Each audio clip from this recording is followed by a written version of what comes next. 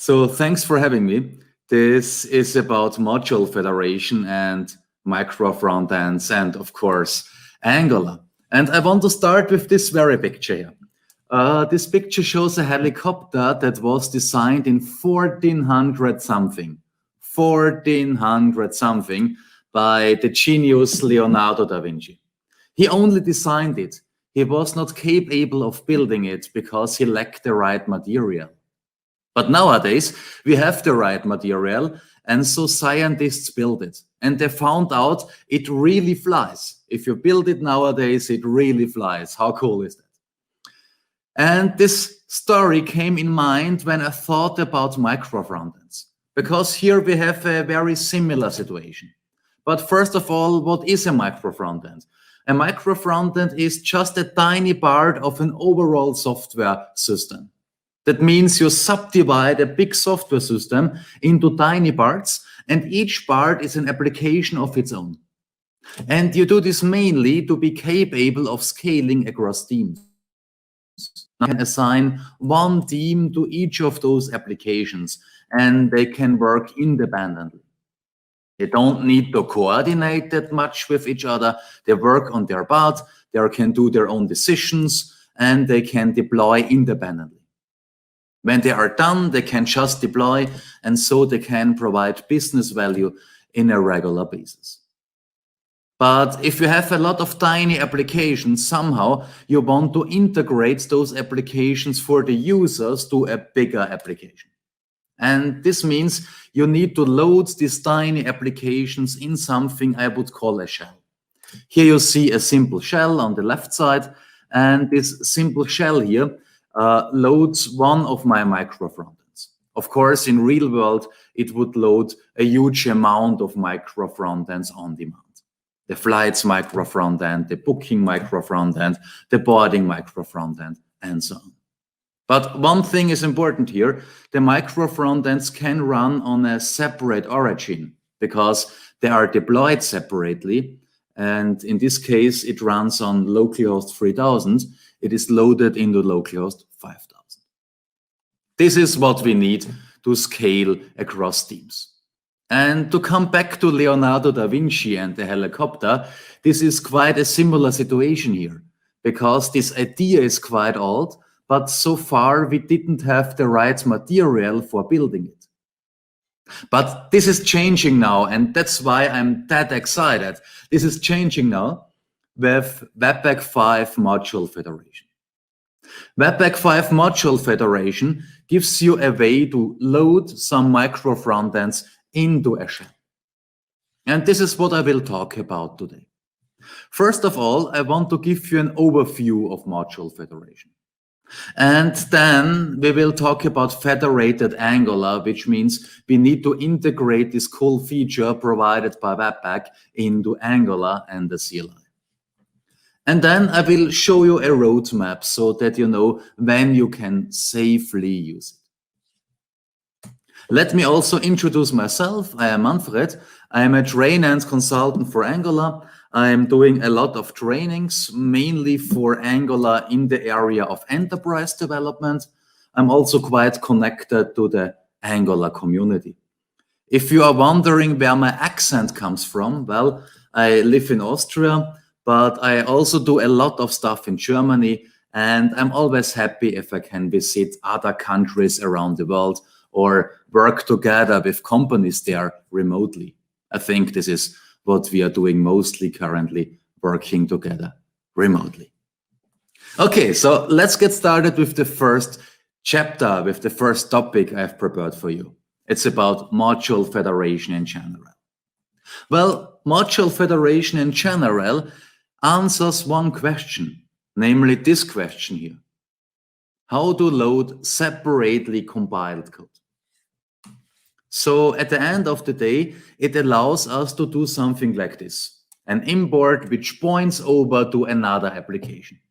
And perhaps you are saying now, well, Manfred, come on, that cannot be that difficult because we have import, ECMAScript 2017, or before we even had require. So why is this a big deal? Well, the thing is, this is a big deal because bundling solutions like Webpack didn't allow this so far. And so also the Angular CLI that is using Webpack underneath the covers didn't support this. And the reason is a simple one. The reason is that most bundling solutions assume that everything is known at compile time. Everything needs to be there at compile time.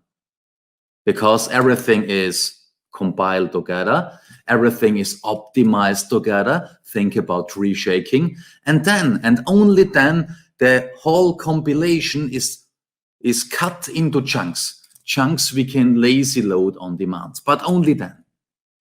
But here we have a completely different situation. Here we don't know the things upfront. We only know the things at runtime because they can be deployed separately. And so this was a real showstopper in the past. Of course, we had several workarounds for this, but no proper solution. This is changed now, as mentioned, by module federation. For this, module federation introduces two roles. The first role is the host. I call it the shell, my micro frontend shell. And the second role is the remote. I call it my micro frontend. Well, the host is configured. Within this configuration, I can define URLs. I can map URLs pointing to other micro frontends. Here, for instance, I'm saying, hey, the URL mfe1 points to another micro frontend. It is nothing that is locally. It is over there at another origin. And over there, it's also called mfe1. Here I could go with an alias. I could say what's called mfe1 here is called Manfred or Batman or Bruce Wayne over there. Over there, I also have a configuration. With this configuration, I can expose stuff, components, ng modules, even functions. Those are just files that are exposed, and those files get a pretty name. And now something beautiful happens. I guarantee you, you will love it.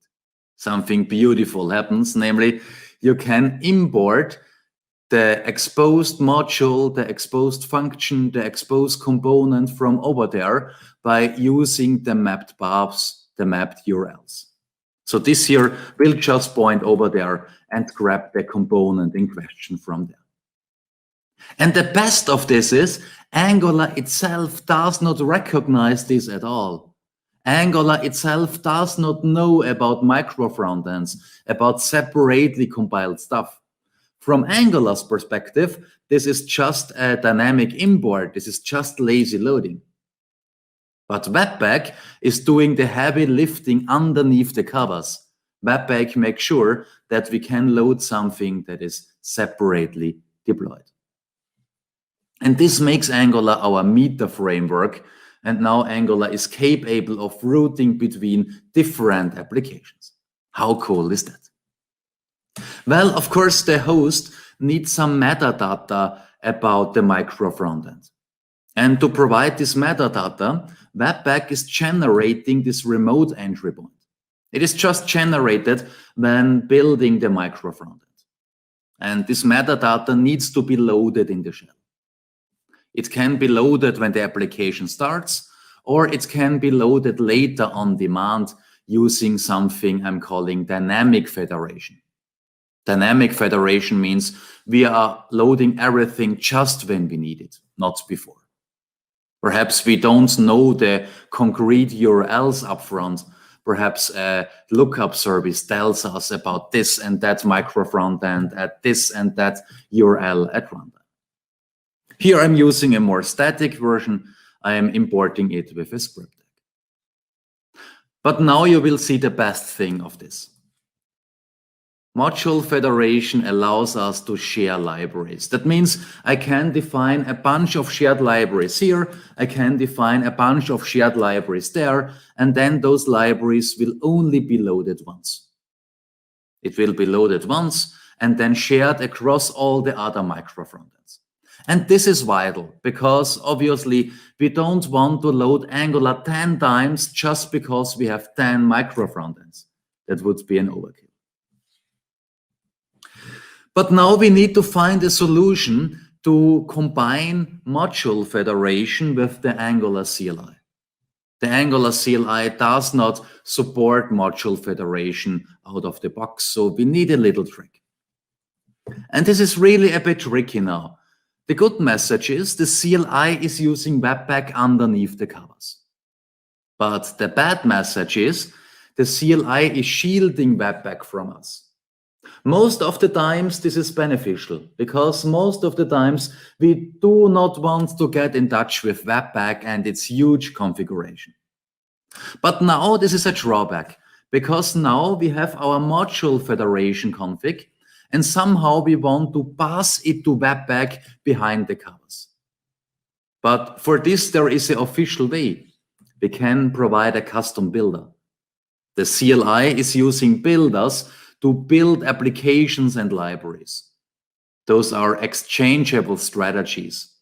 The default builder for applications is using Webpack. The default builder for libraries is using rollup and some other logic.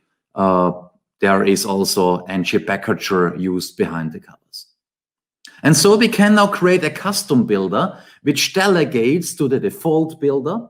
And when it delegates to the default builder, it also provides an additional configuration which should be respected by Webpack. This additional configuration is our module federation config. And of course, you could write something like this by hand, but you don't need to do it because I've already done it for you. I've already implemented such a builder. It's called Angular Architects Module Federation. And basically, it does three things for you. First of all, it creates the skeleton for your module federation config. That means you don't need to learn all those entries by heart. You get your skeleton and you just need to enrich the skeleton. The second thing it does is it installs a custom builder that enables module federation underneath the covers. And also, for the sake of debugging, it assigns a new port to your micro frontend and to your shell so that you can serve it easily side by side using ngserve. The usage of it is not that difficult, if you ask me. You just need to ngedit. Then you need to adjust the generated configuration. And then you need to call ngserve. But now let's have a look into a demonstration about this. In this demonstration, I have here my micro frontend. This micro frontend provides a simple mask for searching for flights. And here we have my shell. And when clicking here at flights, we see nothing, because this is not implemented so far. This is our job now. Now we need to tweak this. Now we need here to enable module federation to make the shell load our micro frontend into this very route. We want to load the micro frontend even though we are using different ports. This runs on localhost 3000. This, as mentioned, on localhost 5000. Okay, for this, let's have a look into our source code. First of all, let's have a look into our Packagejson. So as you see here, I'm already using the newest Angular version, which is currently Angular 11. But I'm not only using the newest Angular version, I'm also using the newest CLI version. And CLI 11 still supports Webpack 4. It is shipped with Webpack 4, and that's an issue because module federation is only available with Webpack 5 and upwards. But there is a good message. There is an opt-in solution for the Angular CLI. We can make the Angular CLI opt into Webpack 5. This is one of the features. It is still experimental, so perhaps some things will not work that smoothly, but it works more or less, so we can get started with it, we can experiment with it, we can create prototypes with it. Especially if we talk about a long-running project, first of all, we need some prototypes that show us that everything works as intended. Well, to opt in into Webpack 5 experimentally, we need this section here. Resolutions pointing to Webpack and 5, and this now forces the CLI into this new Webpack version. The CLI is a bit prepared for this. It can handle this. And one thing to make this work, you need to use Yarn, because only Yarn is respecting this section. NBM is not respecting it out of the box. For NBM, you have, however, some libraries, some packages that make this true, that make this be accepted. But out of the box, you have it with Yarn, so I've installed this stuff with Yarn. Cool, so now let's enable module federation. We have Webpack 5, let's enable module federation. So let's ng add Angular architects module federation. This is now downloading the package, and then it will ask me two questions, namely, which sub-project of your monorepo do you want to enable for Webpack, and which board do you want to use? Of course, first of all, I'm going to enable my shell, and then I will enable my micro frontend. Let's get started with the shell. For the shell, I want to use board 5000. A lot of stuff is generated within the AngularJSON, for instance. We get our builder registered, and we get here our Webpack config. It is just a partial Webpack config. You don't need to have some anger. You don't need to write a big Webpack config anymore. The CLI is doing this for us. It is just a partial Webpack config with everything we need for module federation.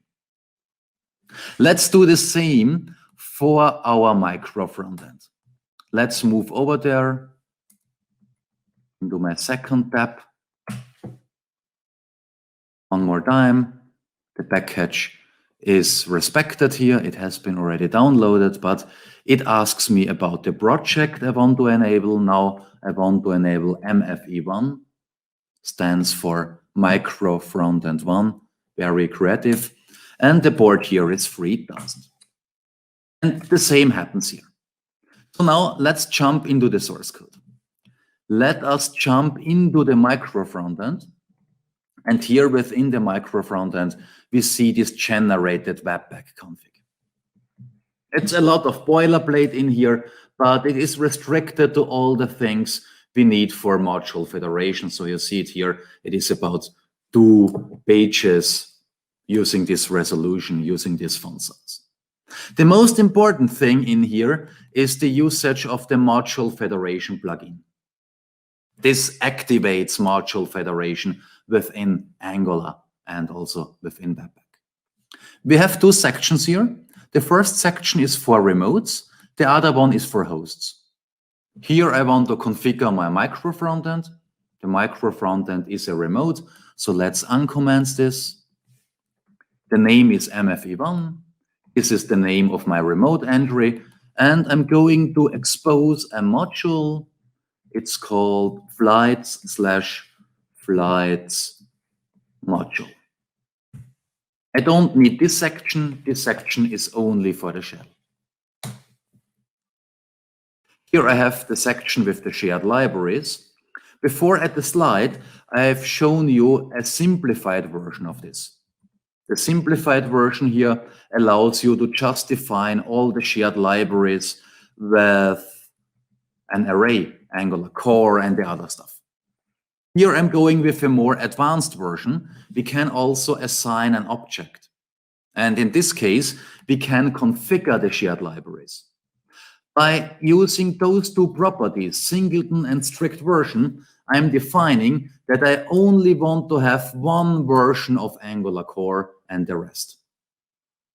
That means if I have 2 micro frontends using non-compatible versions, I will get an exception at runtime. Let's assume one micro frontend is using Angular 8 and the other one is using Angular 11.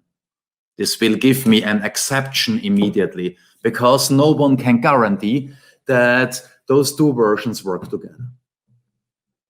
Perhaps they work together. We need to try it out.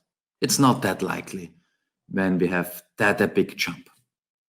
If I wouldn't go with strict version, then I would just get a warning. Like, that can lead to issues. Do you really know what you are doing? But with strict version, I'm getting an exception. You can also mix and match different versions of your packages. But when it comes to a stateful framework like Angular, then having 2 instances of it is not a good idea. So let's make sure we only go with 1 version of Angular here. So everything is generated here and also configured. Let's have a look into the exposed flights module. Here we see this is just a module with child routes. That means I can lazy load this module into the shell when the shell is using root routes. Let's move over to my shell. Here within the shell, we have the same.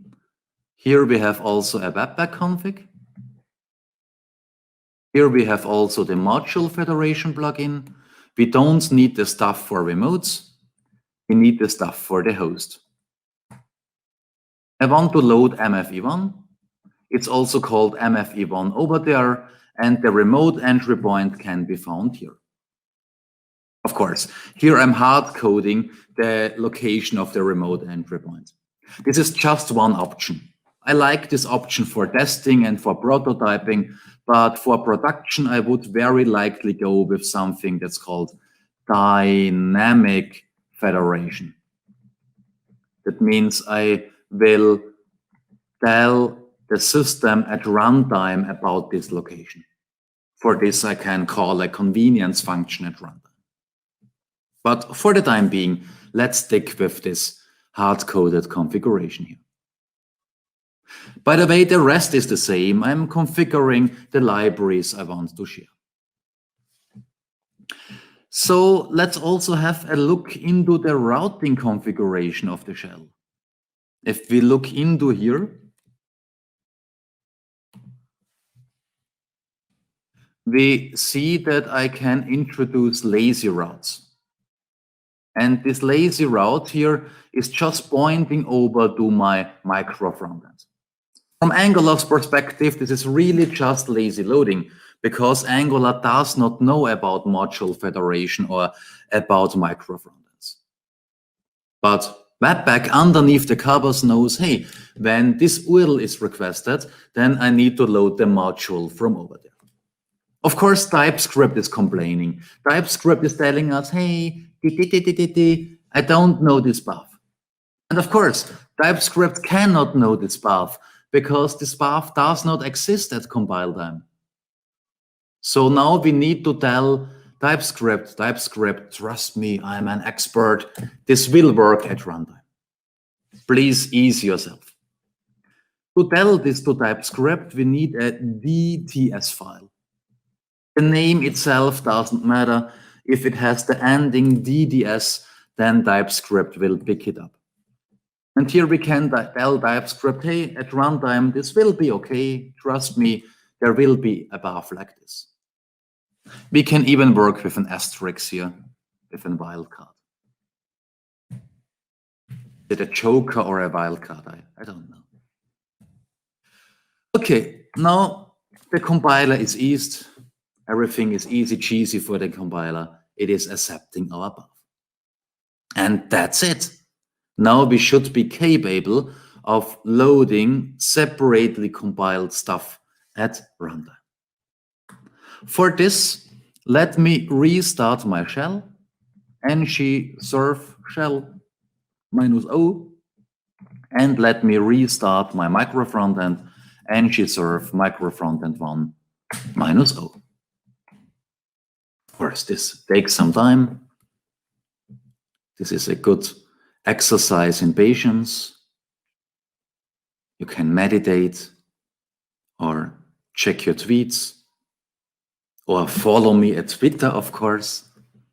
Yeah, some warnings, but warnings are for hazards. This is still experimental, but it works. And also here, it works. Fine. Yeah. Cool. Let's switch to our shell. Let's reload it so that the metadata of the micro front end is loaded here.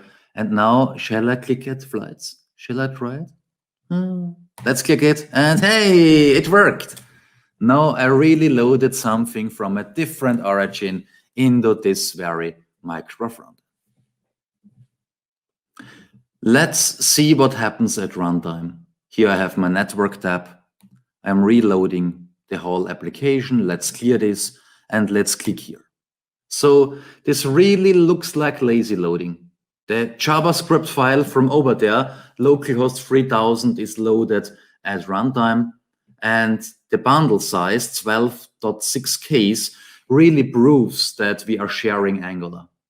Otherwise, this bundle would be far bigger. This looks like lazy loading, but it is more because, as mentioned, here we have localhost 3000, there we have localhost 5000. This is something that was not possible before.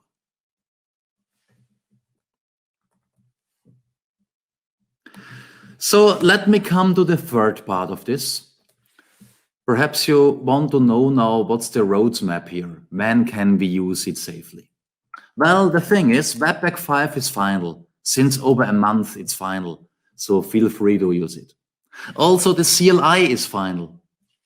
However, the CLI is only providing an experimental opt-in for Webpack 5.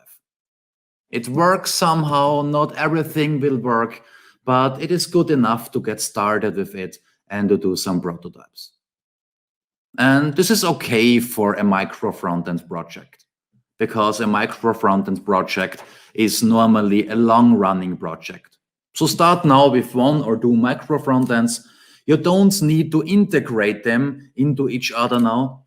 And when CLI 12 arrives in spring 2021, you will have a final stable solution for this. By the way, if you like this talk, then you might like my ebook. Check it out at angulararchitects.io/book. You find a lot of material in there regarding micro frontends and also several chapters, not one, but several chapters about module federation. Let me come to a conclusion. We've seen that module federation is a big deal because it allows loading separately deployed code. This was not possible before. We have seen that this is an enabler for micro frontends, and we can use it together with Angular. For this, I've written this plugin. Feel free to download it. Feel free to give me some feedback. And there is a last thing I want to tell you. Please never forget it. This now is your chance to become the next Leonardo da Vinci.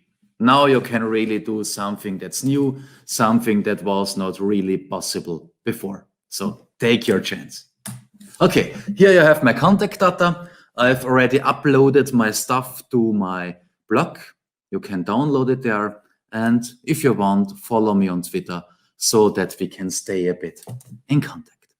Thanks for having me and have a nice evening.